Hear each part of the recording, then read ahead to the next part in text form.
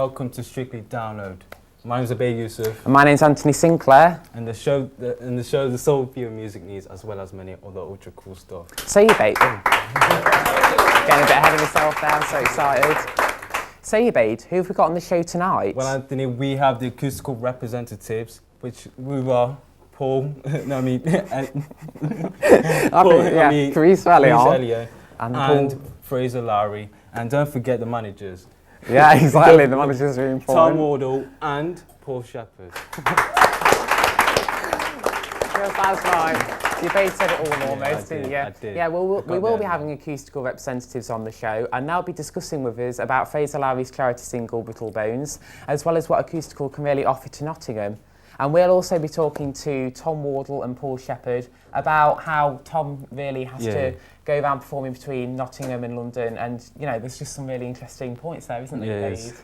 Well, technology has changed over the years.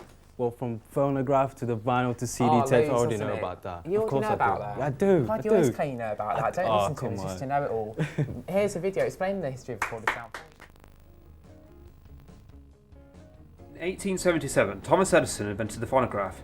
It was great at the time as it was the first music player the world had ever seen.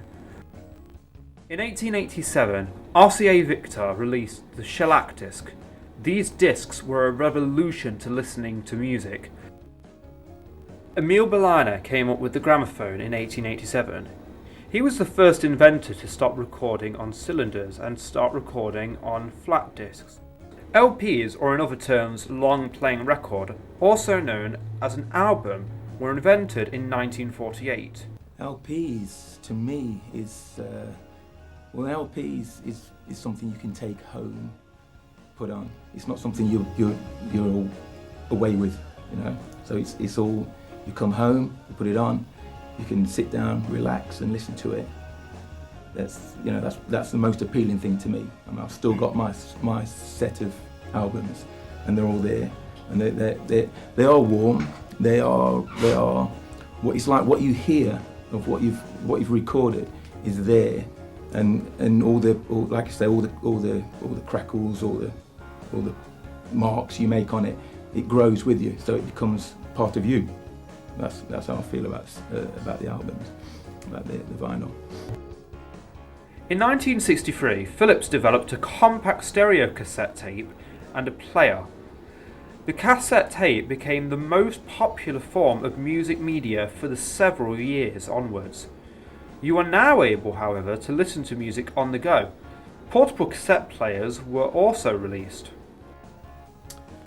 I think CDs, my recollection of it was that there's two schools of thought. There's a notion that CDs were indestructible and they last forever. But then some people were saying, well, you know, CDs were going to be the format that will, you know, ever be in existence. It only took 3 years for CDs to overtake LPs as the top-selling music media in the United States. In 1999, recordable CDs became available. Well, I think cassettes have been around for a long time. So I think it was about 36 years, cassette. But it was all of a sudden it was like you could copy music, you could swap music. I mean, the pros with the cassette and the CD, mainly the cassette, it was portable. You could walk around with it. You could go places with it. Sit on a train with it, plane with it, in the car with it. You know, walk around with it, run with it.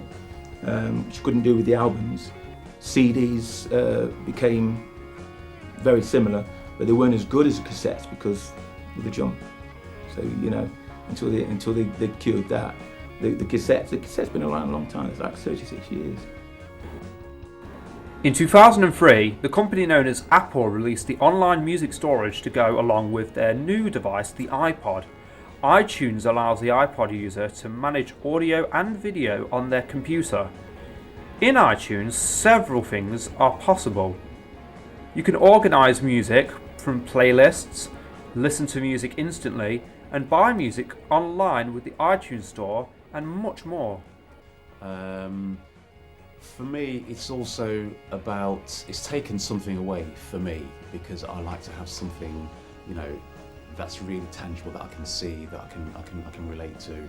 Whereas with a download, you know, you press a button and it's there. I don't really have a relationship with it other than listening to it. But for me, you know, having the piece of vinyl that I then go through the ritual of putting on a record player, you know, putting the arm on the needle on the record, you can't really do that with digital. I think download has also it's made music more accessible, but I think also it kind of opens up another can of worms in terms of musicians sort of being paid properly for the music that they, you know, and having some control over where your music ends up. Hello everyone. We are joined by the acoustical representatives who are Parisa, Eliyon and Frazer, Lowrie. So give it a round. Exactly. We're very pleased to have you here tonight. Yeah. And just looking back at the history of recorded sound, what do you feel Nottingham has to offer in terms of recorded sound? I think more than ever, Nottingham has got some of the most professional recording artists, musicians, record studios, producers and engineers. Everything's really grassroots, everybody's doing it themselves, and it's a great time to be in Nottingham, definitely. Right, so how does the organisation of Acoustickle give to Nottingham's musical young talents? Well, what it is, it's a live music event once a month, and you can sit down with tables and chairs and lanterns and candlelight. And that sounds nice, doesn't it? It's lovely. And people just get on stage and it's them and the audience, and everybody's really attentive. It's in a dark room and they can really be themselves, and often there's like a jam session where people will jump on each other's sets, and just it's nice and free, and it really allows everyone to be creative in themselves. So. And I think I saw an interview what you did with Trent Sound as well, and I've heard your singing voice. Do you ever get involved with the jamming sessions? Yeah, I do. Sometimes I have a few cocktails and jump on stage. But, why not? It's wild. Yeah. I try to keep it more like not about me. For once on Acoustickle, it's about everyone else, but yeah, they're always great because people bring an instrument, even if they've been in the audience, then jump on stage and suddenly it's 2 in the morning and you can all just join in, can't you? Yeah, we can. Just have a great time, really, right? Exactly. And Frazer, you've currently got a charity single called Brittle Bones. Can you tell us the concept of what that's about? Yeah, Brittle Bones is it's a 5-track EP that I released in aid of 2 charities called Framework and Emmanuel House, who are both amazing homeless charities. Emmanuel House more local, Framework more East Midlands area. And yeah, I just wanted to do something to help because I wasn't really aware of homelessness, as funny as that sounds. You know, I'm 21 and it's not been something that's been a big part of my life, but you know, once I sort of delved into it, it was I felt really emotional about it, so that's what the EP is. Exactly, and I suppose it's about opening your eyes, isn't it, to what homelessness is. Yeah. And what's this about the Big Sleep Out? The Big Sleep Out is an event that Framework puts together. Last year it was outside Capital FM Arena, and it's a load of people just go and sleep rough for the night to raise money. It's basically, they sleep rough so others don't have to. And I was asked to play that event, just play all these people sleeping out. And that's when I originally decided to get involved, because people would come up to me and say, "Oh, are you sleeping out as well?" And I'm like, "No, no way. I'm going home for my tea." Yeah. So did you join as well? No. You were. Parisa was there with me, but yeah, I felt terrible about not sleeping out. So if they do it again this year, I'll definitely be sleeping out. But that's what kicked it all off. I realised how sort of selfish I'd been, and not really thinking about charities and stuff like that. So I thought, you know, do something like that and raised a bit of money. So it's all good. Yeah, and actually, I want you to share the audience. I mean, your music. Can you perform for us? Perform right now? Yeah, pure imagination. Yeah, you're going to do pure imagination for us, aren't you?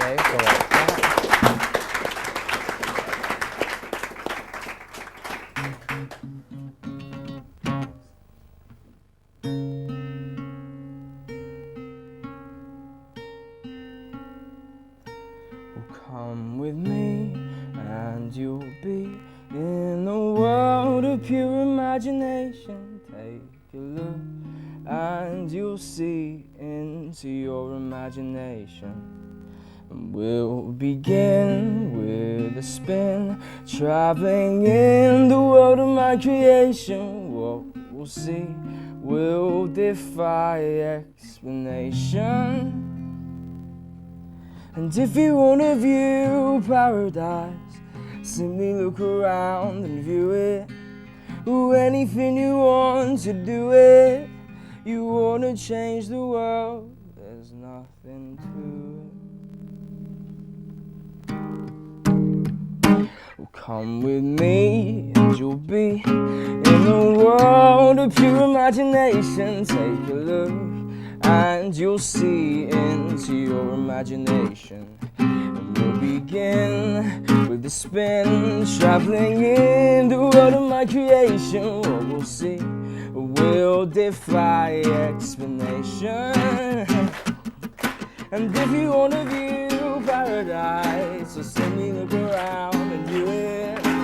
Anything you want to do it. You wanna change the world, well, there's nothing to it. And there is no life I know that compares to pure imagination. Living there, you'll be free if you truly wish to be. And there is no life that I know that compares to pure imagination. Living there, you'll be free if you truly wish to be. And if you wanna view paradise, so simply look around and view it. Anything you want to do it. You wanna change the world, there's nothing to it.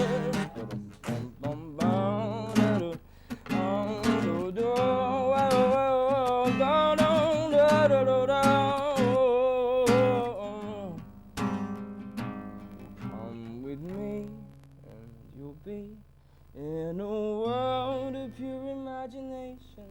Take a look and you'll see into your imagination.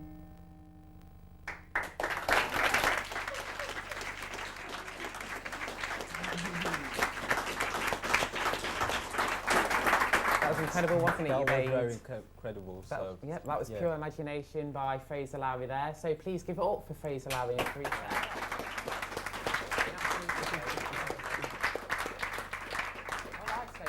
Coming up next, we have Tom Wardle and Paul Shepard, who will be joining us, won't he, Ubeyd? He will. They will indeed. Exactly. So, They'll be joining us to be talking about touring and as well as other stuff about the In-Stars life, merchandising. So after this break. Shops buying their favourite albums, but it seems now music lovers go online. But the music industry suffers from illegal downloading. Do people understand why it is illegal to download music without paying for it? And what impact does it leave on the music industry? You're not paying for it, I suppose, and then people aren't getting paid. Because it affects other businesses as well, and other jobs are getting affected by it. To be honest, like musicians obviously aren't going to make as much money if they download the music illegal.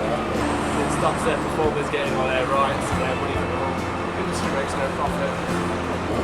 Because at the end of the day, it's artists, obviously they're losing out on money if they're not selling their CDs and stuff. The thing is, you know, the artists, there's no money in it for them. I guess it's because you're not paying for the rights for it or not paying the artists for the work they're doing. A professional artist explains how he thinks the music industry makes money and the effect of downloading online. I think people do lose revenue from it. I think it's been proven, but they gain it in other ways. Like someone will download an album and I like this, so they'll go and see the tour when it comes around, where they wouldn't have gone and seen the tour before. So I think it works as well for bands for being discovered. The fan base grows because of it, and because of that, they ultimately get more money. But the fans don't know how nowadays music is produced. Steve McGill is an experienced producer who experiments with already existing tracks. Yeah, part of the whole thing as well is finding sounds that no one's done before, or, because everything has been done before, reinventing sounds that have been done before. Lovers who were feeling for the first time while they only knew were right.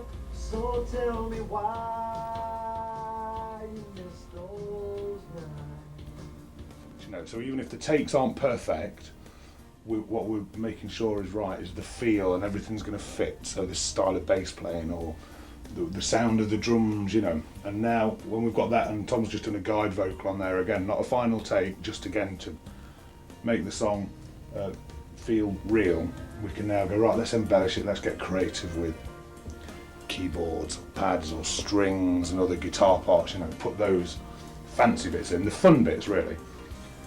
And as you're doing that, you'll discover the rest of the track, what's sort of right and what's working and what isn't. So we go, you know, that drum fill we put in quickly there, that needs to come out, or now let's replace that bass guitar and put some fiddly bits on it, you know. So you sort of take the track all the way to the top with loads of ideas and then pull them back and polish them off and get it all sort of rounded, and hopefully it'll land in a good place. What is your special method to warming up? Going up and down and doing the scales like that. So in my car, I do that. And I've pulled up at traffic lights before doing it, and people have stopped, and there's me going. And I'm looking, they're laughing at me. So I do that, I warm up, and that's pretty much my ritual.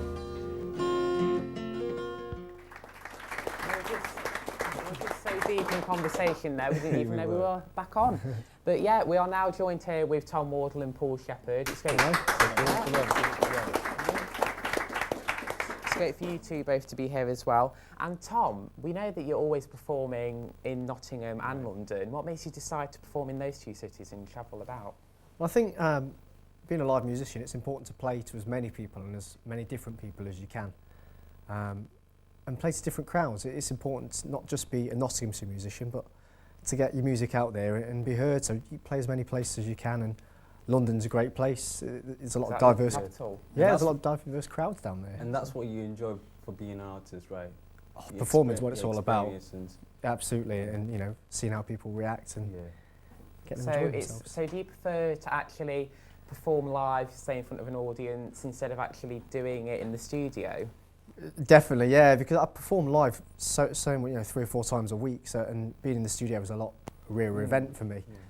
And it's being in the studio is so final, you know, it's committing to something for forever, really, isn't it? So it does scare me a little bit, but it's just getting over that. So Paul, what's your view on downloading? I know making the singles and trying to sell it on, you know, on the shops and the stores, it doesn't work out quite well, does it? No, it's a difficult one, isn't it? I mean, I don't particularly agree with downloading, but it seems to be the way that people discover music these days, isn't it? You know, I mean, there's plenty of places to do it. There's Spotify and Deezer and all these places where you can stream things anyway. You know, you can choose to pay or you can choose to listen to an advert every 7 minutes, and that helps the artist monetize their accounts. And I mean, the problem with downloads is that nobody makes any money out of it. But if I suppose at the end of the day, if it's getting people to listen to what you do, then you know you can't really argue with it. And I think it's just it's cheaper music over the years. But I think where the real money is made these days is through merchandising and touring. Is it damaging the music industry? Do you think the way? I think so. I mean, all record companies were concerned about it when it first started, wasn't it? You know, and I just don't think you can stop it because the internet's so vast these days, isn't there? Nothing you can do about it, I don't think. But and while other people want to download, they will do. But I think if you really like artists, most people you'll find will go and buy the record, you know. And that does help, doesn't it? You know, like Rihanna, somebody will go and buy a Rihanna record because they like her and they want to support her. So, but I think she's always touring. Well, she is. That's right. Well, that's the way she makes her money, isn't it? But so I don't think it's too bad a thing, really. I perhaps shouldn't be saying that kind of thing, but it's a fact of life, isn't it? Do you feel that Tom Wardle actually has to work a little bit harder by touring, you know? Yes, I think so. I mean, you know, again, for Tom to earn his crust, you know, the majority of Tom's stuff that he does is you know, to make money is live, isn't it? Yeah, absolutely. You know, because you can sell quite a few CDs, but you can sell thousands to make a lot of money, haven't you? In that respect. Whereas touring, you can make quite a lot of money by doing it yourself, because people can't. That's something you can't download that, can you? You've got to be there. You can take that with you, can't you? And when you do a tour like Tom does, he'll sell his CDs, sell T-shirts if people want to get them, and that's the way it is. Like, we were thinking about selling T-shirts, weren't we? That's great. I'm sure lots of people would buy them, wouldn't they? Yeah, definitely.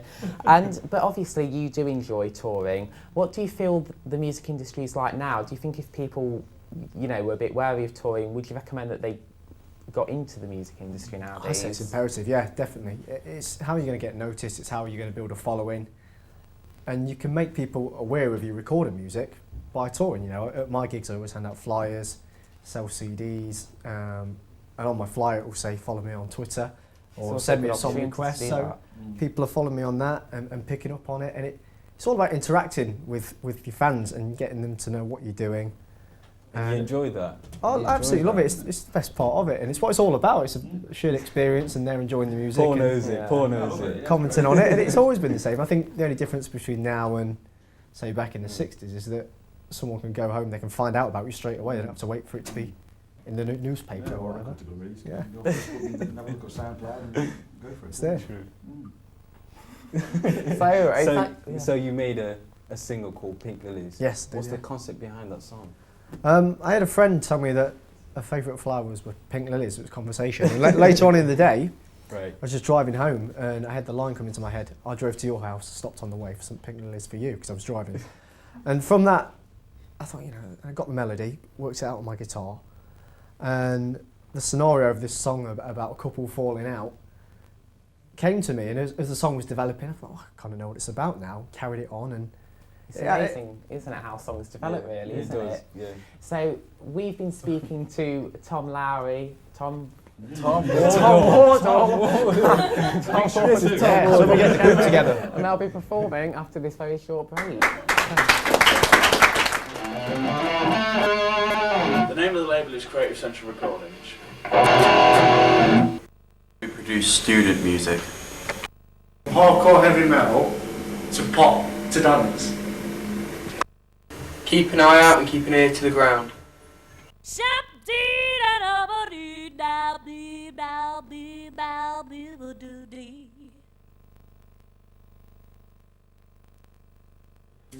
You wouldn't steal a packet of delicious crisps. You wouldn't steal a pair of ridiculously expensive headphones. You wouldn't steal a lollipop from a small defenceless child.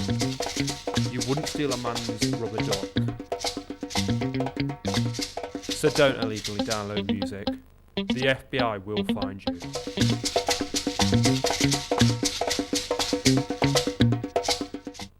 Introducing Tom Wardle. How is Tom different to other artists that you've worked with in the past? He's unique in his own way. I think that's the important thing I find, is that working with different stuff all the time. So I've never worked with anyone like Tom. Tom is very cheery and upbeat and in your face in a good sing-along, pop but cool, quite in a cool way, not in a ultimately cheesy way. But very accessible songs. Although some of Tom's songs may be about heartbreak or loss, like lots of songs are, they're not downbeat and sad and depressive. They're upbeat, summery and vibey. Ladies and gentlemen, please put your hands together. It's Tom Wardle.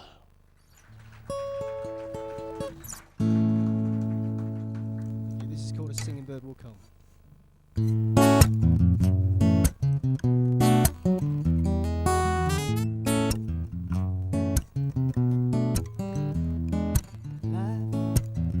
Brings you things you never knew it could. Little things that get misunderstood. If you want to change, you can turn them into good. Faith in yourself is a good place to start. Someone else, it must come from the heart. If you're gonna love in your life, then make it apart. You tell her I-L-O-V-E-U, baby, and I-L-O-V-E-U, baby, and I just hope that old saying's true. If you keep a green tree in your heart, a singing bird will come, and a singing bird will come. Don't you give up, keep giving all you can. Someone above has got a master plan. If you got no life in your love, then make a stand. You tell her I-L-O-V-E-U, baby, and I-L-O-V-E-U, baby, 'cause I just hope that old saying's true. If you keep a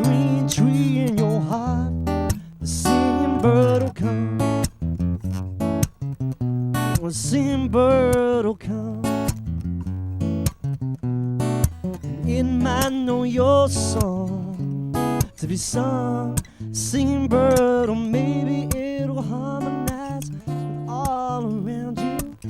Give you what you got to give, and baby, it will astound you. Shoot a shot of life force through your tight and aching veins on the sand.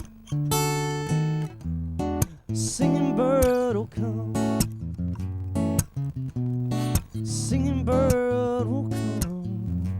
Yeah. You tell her I-L-O-V-E you, baby. I-L-O-V-E you, baby. 'Cause I-L-O-V-E and the singing bird will come. Yeah, singing bird will come. Singing bird will come.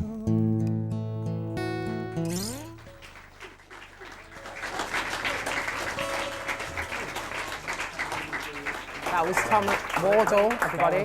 Yeah, that was, the song was called The Singing Bird Will Come. I think at the end, the bird actually came. It did. Yeah, I think it did eventually. It should have done. Anyway, but it wasn't just Tom Wardle who made this show tonight. No, we also have his manager, Paul Shepard. Paul Shepard, Yeah. Paul Shepard. Yeah. And don't forget, Frazer Lowrie, come up on stage. Parisa Eliyon. And of course, his manager, Parisa Eliyon. Please come stand over here. There's plenty of room. Oh no! So that was the last television show of Central College, but it was a great one, wasn't it, everybody? Yeah. We all had a great time, and I hope you did too. Did you enjoy yourself? Absolutely loved it, yeah. You lot enjoy yourselves as well? Yes, so enthusiastic. Yes. So, yeah, that's it, everybody. Come here, Coming together. Come here, quick. Bye. Yay.